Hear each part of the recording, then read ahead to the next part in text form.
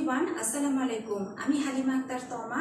আজ আপনাদের সাথে আলোচনা করব সাক্ষ্য আইন থেকে কিছু বাংলা শব্দের ইংরেজি প্রতিরূপ এবং সংজ্ঞা বা ডেফিনেশন, যেটি মূলত সামনে আসতে চলেছে আমাদের সাক্ষ্য আইনের ধারা 68, ধারা 69, 70, 71, 72 এই ধারাগুলো নিয়ে যখন আলোচনা করব, তখন আজকের ক্লাসে এই সংজ্ঞা বা এই ইংরেজি শব্দগুলো আপনাদের জন্য খুব হেল্পফুল হবে ধারাগুলো বোধগম্য হবার জন্য।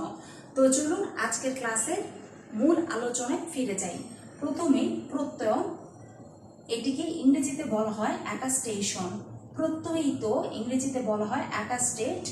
প্রত্যয়নকারী সাক্ষী ইংরেজিতে বলা হয় অ্যাটাস্টিং উইটনেস। জেনে নিলাম বাংলা শব্দের ইংরেজি প্রতিরূপ। এবার ডেফিনেশন বা সংজ্ঞাগুলো